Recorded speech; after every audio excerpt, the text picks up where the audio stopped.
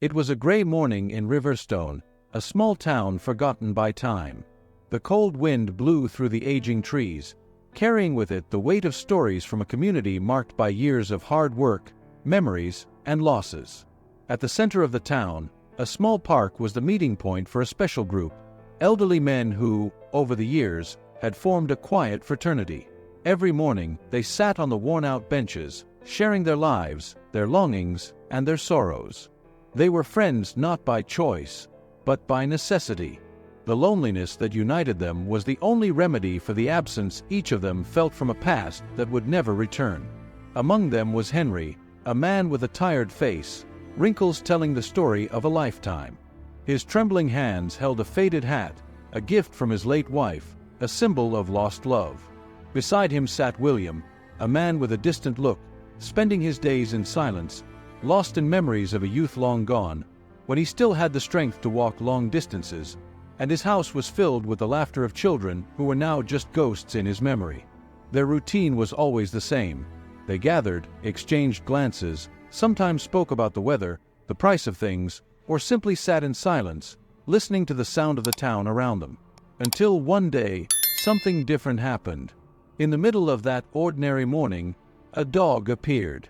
A golden stray, with eyes that seemed to carry ancient wisdom, as if he knew more about life than any of those men. He wasn't familiar to the town. No one had seen him before. Where did he come from? How did he get there? These were questions no one could answer, but everyone felt his presence in a strange and comforting way. The dog slowly walked up to Henry, stopping at his feet. Henry, surprised, looked at the animal and smiled softly, something he hadn't done in a long time. The other men watched curiously, but no one said a word. The dog seemed to be waiting for something, staring at Henry as if he wanted to pass along a message. Days passed, and the dog began to frequent the park every morning. At the same time, the men gathered. He sat next to Henry, as if he were part of that silent group. His presence was inexplicable, but no one questioned it. For Henry, the dog brought a sense of comfort, a reminder that maybe he still had something important to do, even in the final stretch of his life. Then, one day, everything changed. The dog showed up with a small piece of paper tied to the makeshift collar around his neck. It was strange because no one had ever seen the animal with any kind of collar. Seeing the paper, Henry, curious, untied the knot and unrolled the note. What he found left him completely shaken. The note contained a simple message, but it struck Henry like lightning. He looked at the other men, his trembling hands holding the paper, and said in a weak voice, "You need to see this." William, George, and the other men slowly approached, curious, as Henry tried to read the message aloud. But before he could speak the words, his hands gave out, and the paper fell to the ground, rolling to William's feet. The look of surprise on Henry's face was replaced by deep sadness, and for a moment, silence engulfed the group. With difficulty, William picked up the paper and read aloud, "You are not forgotten." Those words hung in the air like an unexpected revelation. The men exchanged glances, incredulous. Who could have written that? And why would a dog, a simple stray, be carrying that message? No one knew the answer, but something inside them shifted in that moment. There was a mix of hope and fear, as if that note was much more than just a simple phrase. It was as if someone, somewhere, knew the silent pain they carried in their hearts and wanted to give them a reason to believe that, even amidst loneliness and abandonment, their lives still mattered. The dog, faithful to his mysterious role, remained by Henry's side, lying with his head on his paws, as if waiting for their reaction. What did it mean? Was it just a coincidence, or was something greater at play? That day, the men returned home changed. Something inside them had been awakened, a feeling they had long buried.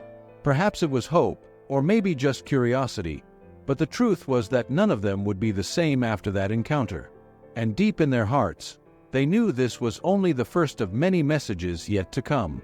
Days passed slowly in Riverstone after the revelation of that unexpected note. The dog continued to appear every day, faithful to his new role as a silent member of the elderly men's group. Each time he approached Henry, there was a tension in the air, as if everyone was waiting for the next message, but none of them had the courage to speak their thoughts aloud. They just knew that something was happening, and somehow, that mysterious animal was the bearer of a truth they weren't ready to understand. Henry, however, couldn't stop thinking about the message. "You are not forgotten." Who could know the silent pain he had carried since his wife's passing? And how could that dog, a seemingly ordinary animal, be the means of communication for something so intimate?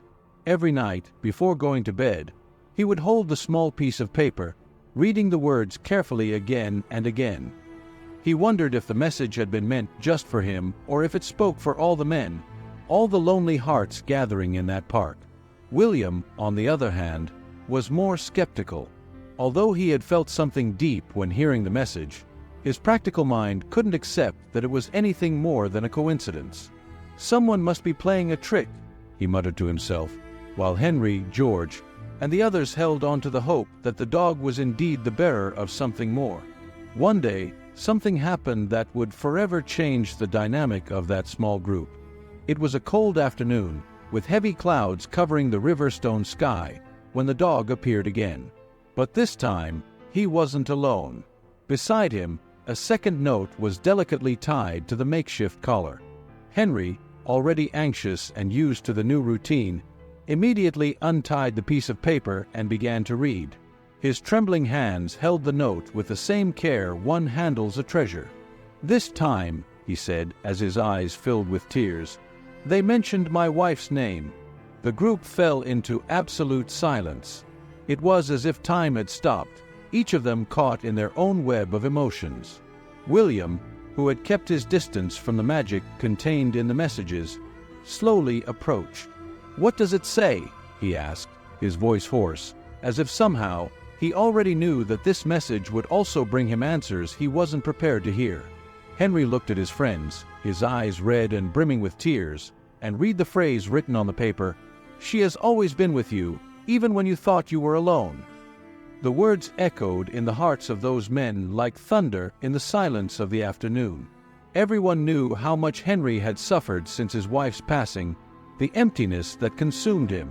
But that message wasn't just for him. Each of those men had lost something or someone over the course of their lives.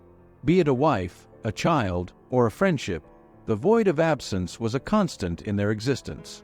George, who had always been the quietest in the group, approached the dog and, for the first time, spoke. "This dog. He knows things none of us have told anyone." His voice was choked, and his eyes misty. Could it be that he's more than just a dog? George's words hit them all hard. Could it be that the animal was a messenger of something greater? Or was it just a cruel coincidence, playing with their emotions? No one had the answers, but one thing was certain. Each of them was deeply touched, as if a new purpose, a new hope, had sprung into their lives. That same night, Henry went home with a lighter heart. He looked at the photo of his wife on the shelf, felt a peace he hadn't experienced in years, and whispered into the silence around him, "I know you're here." For the first time in a long while, he managed to sleep without the crushing weight of loneliness. The next day, the dog appeared again. This time, he carried a small letter in his collar, but it wasn't Henry who received the message. The dog went straight to William, stopping at his feet and patiently waiting for him to pick up the note. Reluctant, still skeptical, William took the paper and read the short phrase written on it, "There is something you need to do." William turned pale. The message felt too personal, as if someone knew the secret he had buried deep inside for decades. Something he had never shared with the other men, not even with his own family. He looked at the dog, then at his friends, and knew at that moment that there was no more running. That simple phrase brought to the surface a responsibility he had denied for years. The other men watched him in silence, not understanding what the message meant, but they respected William's space. Whatever the dog was trying to communicate, it was something William needed to process on his own. The mystery surrounding that animal grew by the day, but the impact it was having on these men's lives was undeniable. They began to see the dog not just as a visitor but as a guide, someone, or something, that was there to bring them the answers they were looking for, even if they didn't know it. As time passed, the message William had received began to weigh on his heart, and he knew he couldn't ignore it much longer. Something in his life was about to change forever, and deep down, he knew the dog hadn't chosen that message for him by accident. Days passed in Riverstone with a mix of anticipation and unease after the latest message. The dog, true to his role, continued to show up every morning, as if on a divine mission only he understood. For Henry, the dog's presence was a relief. The messages had soothed his soul in ways he had never thought possible. He now walked to the park with a faint smile, something his friends hadn't seen in years. But for William, the tension was only growing. The message he had received, "There is something you need to do," echoed in his mind relentlessly. He didn't know what it meant, but the feeling that he was about to face something unavoidable was overwhelming. Every night, he lay awake, reliving the most painful moments of his life. Especially the accident. Decades earlier, when William was still young, he had made a decision that haunted him to this day.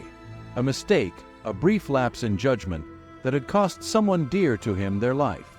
He had never spoken about it to anyone, not even to his late wife. He buried the guilt and pain so deeply that, over time, he learned to function under the constant weight on his shoulders. But now, it seemed that everything was coming back to the surface. The dog's message had stirred something he thought was locked away forever. The other men noticed the change in William. He had become more withdrawn than usual, always distant, as if struggling with something inside. Henry, who had found a new sense of peace thanks to the messages, tried to talk to him, but William dodged any conversation about the matter. "It's nothing," he would say when Henry gently pressed him. "Just old thoughts. It'll pass." But everyone knew it wasn't that simple. Then one day, the dog appeared again, but this time, his behavior was different. Instead of calmly walking over to the men as usual, he began running around them, barking urgently. His eyes, normally calm, were now filled with determination. He wanted them to follow him. The men stood up from their benches, confused but intrigued. William, reluctant, was the last to move, hesitant to follow the dog. But something inside him told him he had no choice. The dog led them out of the park, down the winding streets of Riverstone, to a small road that ran along the edge of the town's river. That path, now covered with fallen autumn leaves, was a place William had avoided at all costs. The river, the place where everything had happened. The men didn't know why they were being led there, but they trusted the dog, as if he knew exactly what he was doing. When they reached the spot, the dog stopped, sat down, and stared directly at William. William's heart began to race. He recognized the place. It was exactly where, years ago, the accident had occurred. The other men remained silent, unaware of the moment's depth. But William knew. He looked at the dog and, in that instant, realized that he could no longer run from the truth.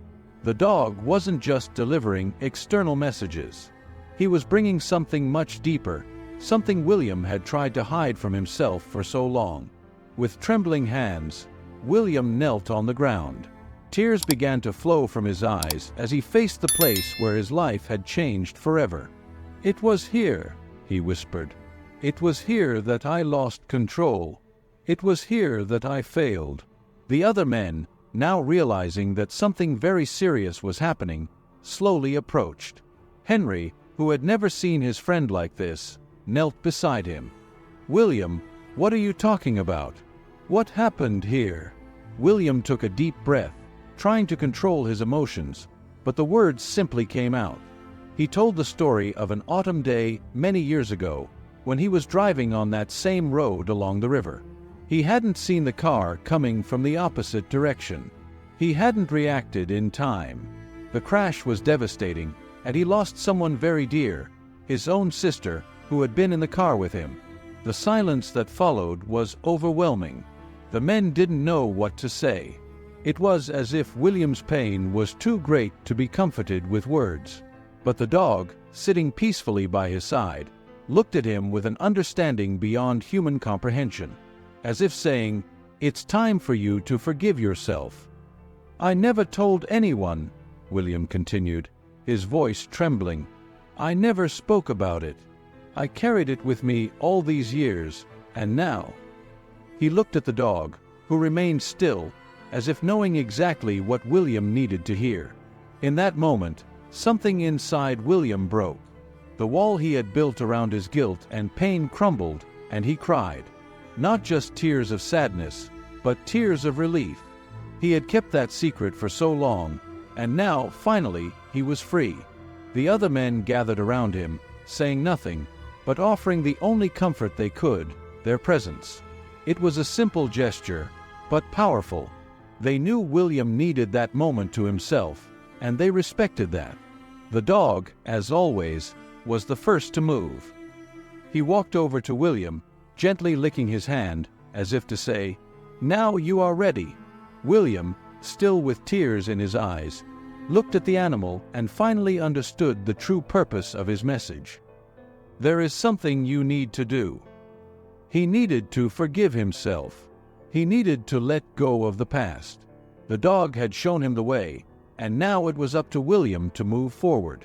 The days following that moment by the river in Riverstone were transformative, especially for William. The group of elderly men, always so quiet and reserved, now came together in a way they never thought possible. There was a new closeness among them, and the dog, always present, seemed to be the bond that connected their lives in an inexplicable way. William, though still shaken by the intensity of the emotions he had felt, began to show signs of change. He no longer avoided the park or his friends, and his presence, once marked by silence and introspection, now carried a touch of lightness. He had told his story, his deepest secret, and the release of that burden had changed something within him. The dog, who continued to accompany them every day, seemed to have played a crucial role in his journey to healing. But what William didn't expect was that his journey of overcoming was just beginning. That morning, the dog appeared again, with a new message tied to his collar. This time, the piece of paper was longer, and when William carefully took it, he noticed the words written on it were even more profound. "It's time to fix what was broken." William stood still, holding the note in his trembling hands. He knew what it meant, but the mere thought of following through left him paralyzed. Since the accident, he had never had the courage to speak to his sister's family. His nephews had drifted away over time, and William, consumed by guilt, had never made the effort to rebuild those ties.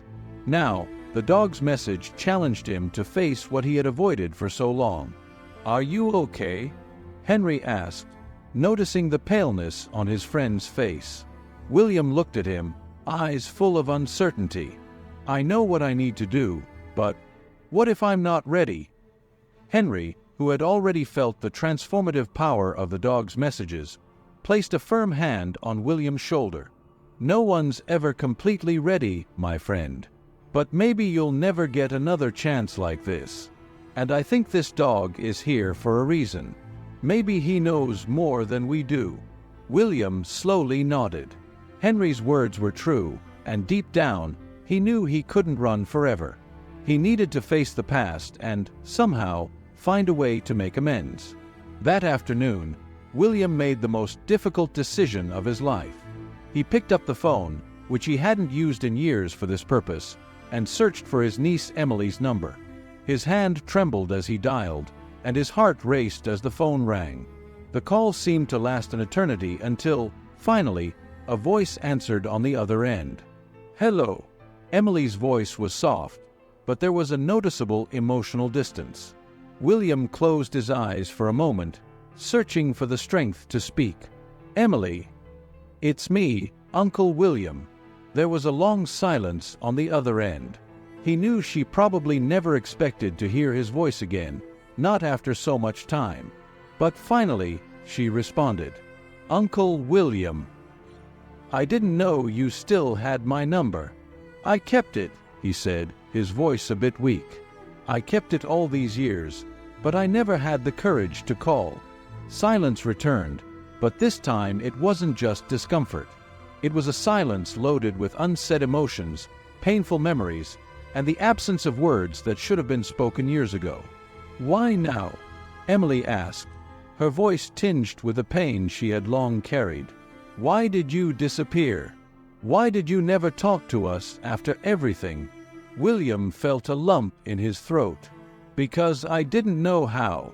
I made a mistake, Emily. I was so consumed by guilt that I thought the best thing for you all was for me to stay away. But now, I see how wrong that was.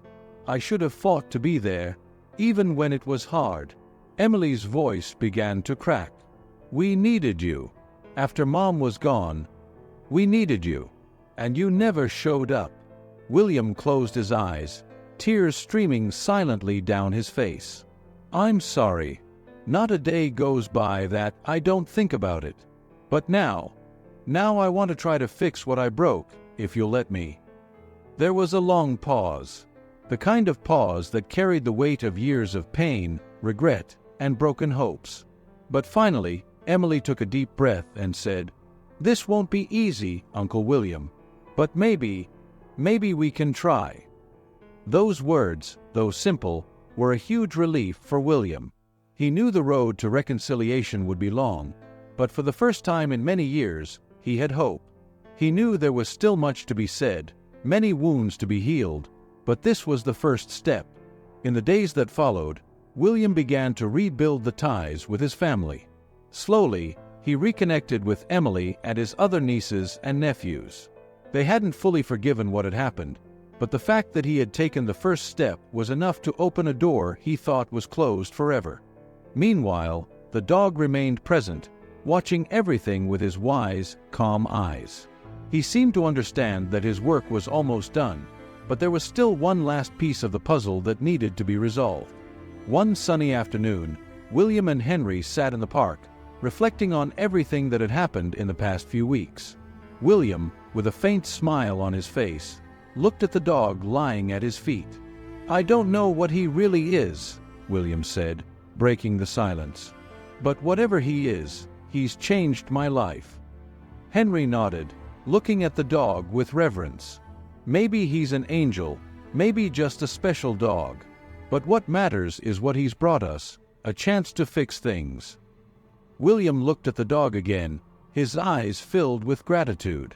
"Thank you," he whispered, knowing that the animal, in some way, understood. The dog, in response, slowly got up and walked over to William, gently resting his head on his leg, as if offering a silent farewell. That night, William returned home with a lightness in his heart he had never felt before. He knew the road ahead would still be difficult, but he also knew that, in time, he and his family would find a new beginning.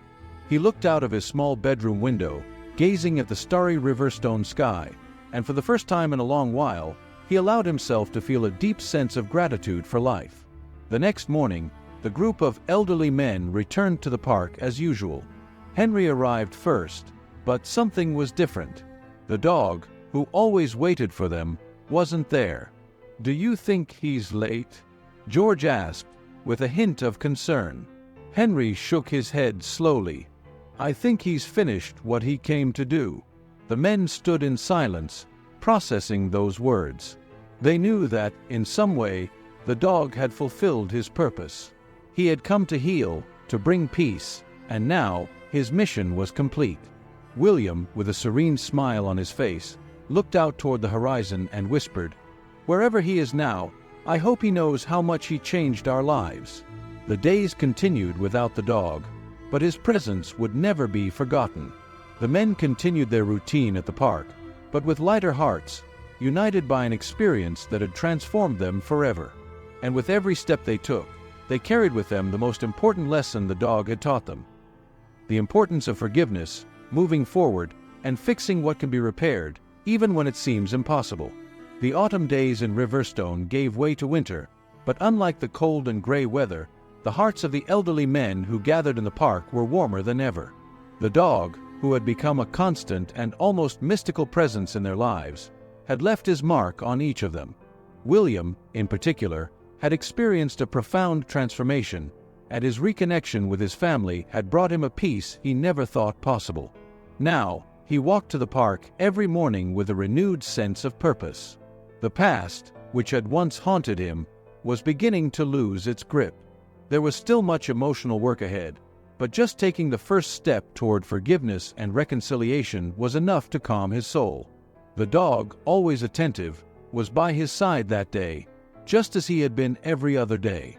But something about his behavior seemed different. Instead of walking casually as usual, he sat at William's feet, his eyes fixed on the horizon, as if waiting for something. Henry, sitting next to William, noticed the dog's change in behavior. "He seems different today, don't you think?" he asked, frowning slightly. William nodded, looking at the dog with a hint of concern. "Yes, it's like he knows something is about to happen." And they were right. That afternoon, as the sun began to set over Riverstone, the dog stood up and started walking toward the park's exit. He looked back, as if he wanted the men to follow him one last time. Henry and William exchanged glances, now familiar with the dog's signals, and stood up to follow him, who now seemed more determined than ever. The dog led them through the quiet streets of the town to a small chapel atop a hill. The place was old, made of stone, and had been the spiritual center of Riverstone for generations. However, few still visited it regularly. When they reached the chapel, the dog stopped, sat at the entrance, and looked at the men as if to say, "This is the place." William felt a chill run down his spine. "I haven't been here in years," he murmured, almost to himself. Henry looked at him, curious. "Why not?" William hesitated for a moment before replying. "My sister, before the accident, she used to come here every Sunday.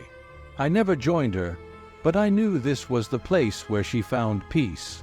The dog, now impatient, barked softly, as if encouraging William to enter. With a deep sigh, William finally gave in and walked up to the chapel's door. He opened it slowly, feeling the old wood creak beneath his hand. Upon entering, a sense of stillness washed over him. The air was cold, but there was a comforting calm inside. William approached one of the front pews, knelt down, and for a moment, he felt all the weight of the past return. But this time, it wasn't a burden. It was a distant memory. He closed his eyes and, in silence, began to pray, something he hadn't done in many years. As William knelt there in deep reflection, Henry watched the dog, who remained calm but alert. The dog, who had been the catalyst for so much change, now seemed to be at peace himself. It was as if his mission was finally complete. Minutes passed, and when William finally stood up, he felt something different in his heart. A sense of completeness, of true forgiveness, not just from his family, but also from himself. He looked at the dog and smiled, as if silently thanking him for everything the animal had done for him and the others. "I think I understand now," William said as he approached Henry. "This dog, he wasn't just bringing us messages from outside. He was showing us the way to fix what was broken inside us." Henry nodded. He was more than just a messenger. He was a guide. And somehow, he knew what we needed before we did. William looked at the dog once more, his eyes filled with gratitude. "Thank you," he whispered, knowing that the animal, in some way, understood. The dog, in response, stood up slowly and walked over to William, gently resting his head on his leg, as if offering a silent farewell. "Do you think he's late?" George asked, with a hint of concern. Henry shook his head slowly. "I think he's finished what he came to do." The men stood in silence, processing those words. They knew that the dog, in some way, had fulfilled his purpose. He had come to heal, to bring peace, and now his mission was complete. William, with a serene smile on his face, looked toward the horizon and whispered, "Wherever he is now, I hope he knows how much he changed our lives." The days went on without the dog, but his presence was never forgotten. The men continued their routine at the park, but with lighter hearts, united by an experience that had transformed them forever. And with every step they took, They carried with them the most important lesson the dog had taught them: the importance of forgiveness, moving forward, and fixing what can be repaired, even when it seems impossible.